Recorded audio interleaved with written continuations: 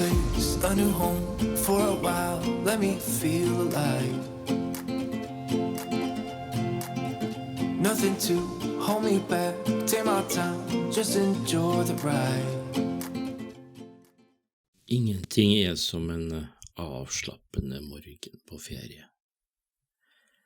Og det å reise i Norge er ganske avslappende for oss som er norsk. Fantastisk natur, kultur vi kjenner, mat vi ikke blir dårlig av, og så kommer vi stort sett overens med de fleste og skjønner hva de sier. Så med mindre at en god og varm sandstrand med parasoll, drinker eller en urban storbyferie, det som virkelig frister, så er Norge et veldig, veldig kjekt land å reise rundt i. Vi har nå kommet til Geiranger,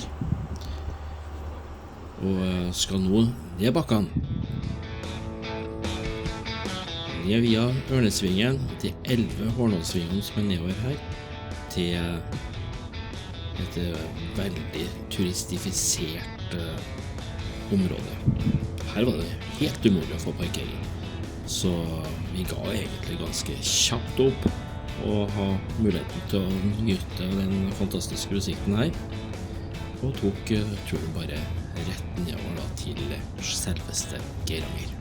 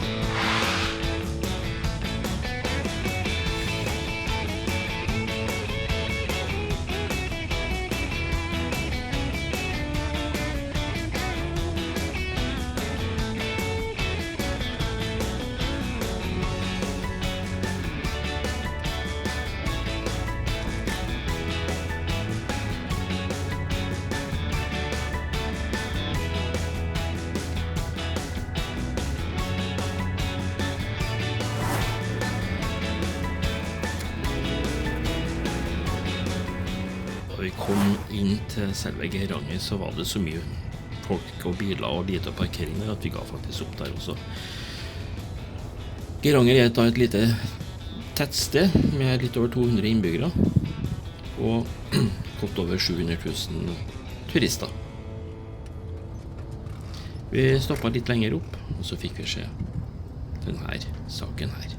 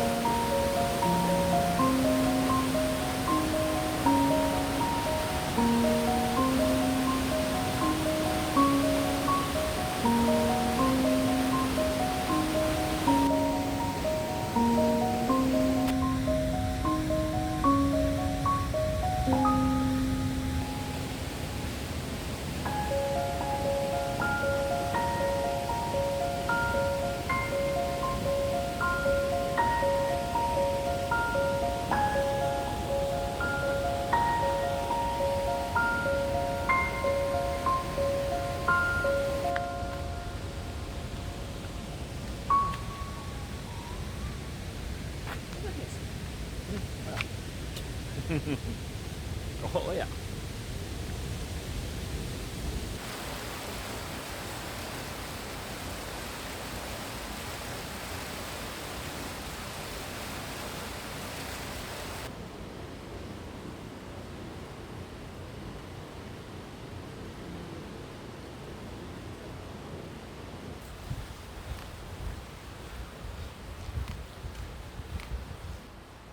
Vann, det slutter aldri å fascinere meg. Så stille og rolig og avslappende, og samtidig så det slike enorme krefter. Vi hadde juksa oss til en liten parkering her. Og etter denne fossevandringen så var det jo egentlig bare å kjøre videre sørover, blir det da. Opp forbi Flydalsjuvet og videre innover og opp alle bakkene med masse fine svinger. Igjen. Ja, det er en fantastisk natur da.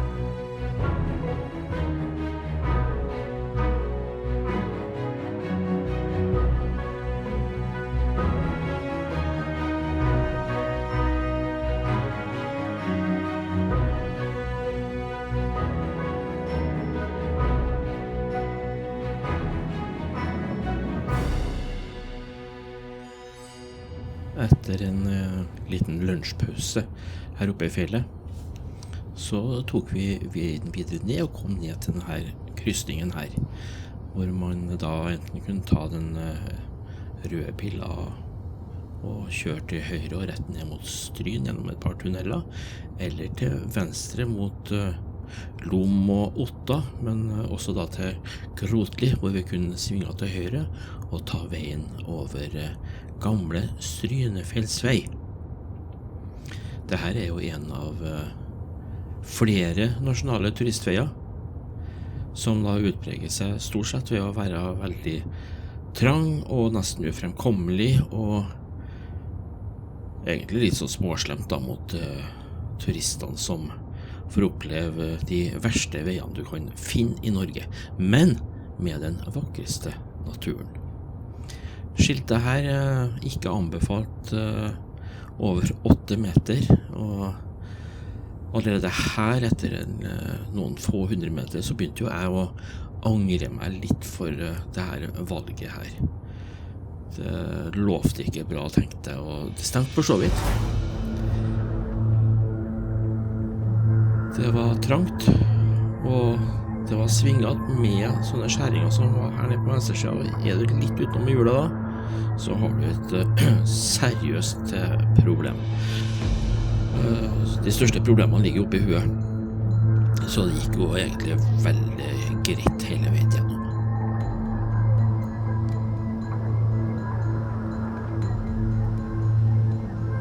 mange små bøteplasser underveis, slik at den hadde muligheten til å stoppe det når den så at det var noen som kom imot.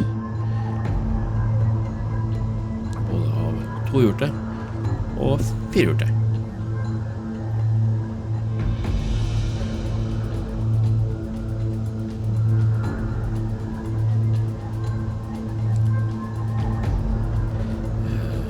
Lenger frem her så det faktisk skisenter også, som var stengt nå når vi kom forbi, men ellers gir en utvidet vintersesong for veldig mange.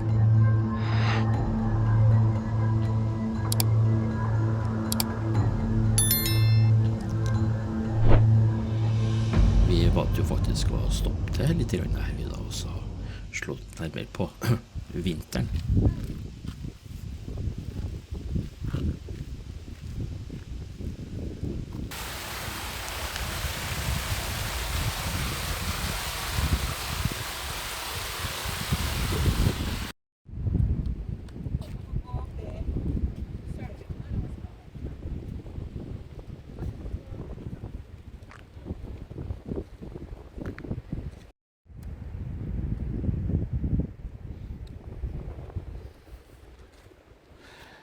Så du vinteren?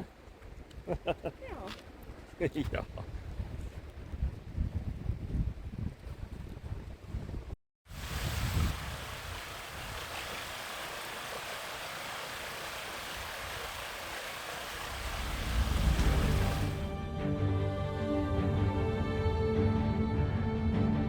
Her lille pausen, så var det jo bare å ta bakka ned igjen da. Heldigvis svært oversiktlig, men du verden hvor mange svinger det var nedover. Nå begynte du å bli vant til det da.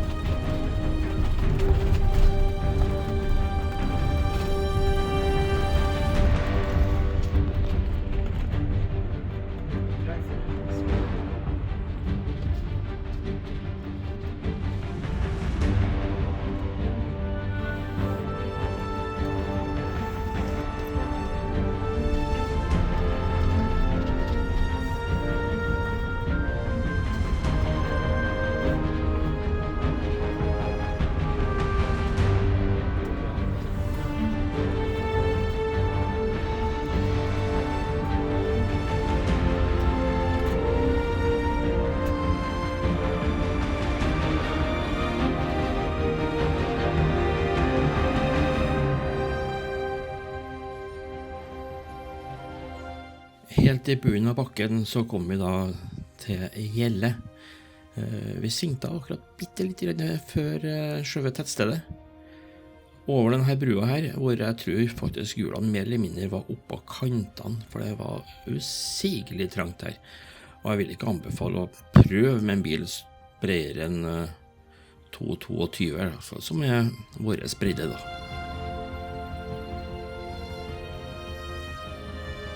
Men vi hadde siktet oss inn på en liten plass her, som vi kunne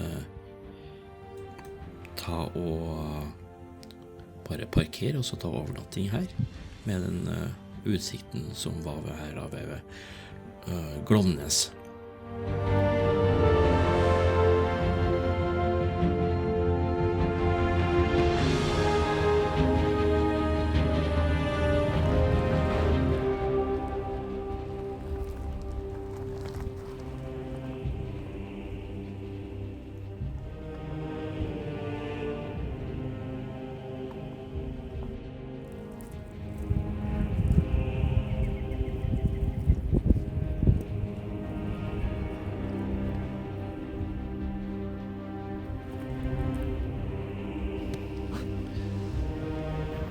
Her kunne vi da endelig dra frem sparkesyklene, og så ta oss en liten tur inn og se på selve Gjelle sentrum til slutt.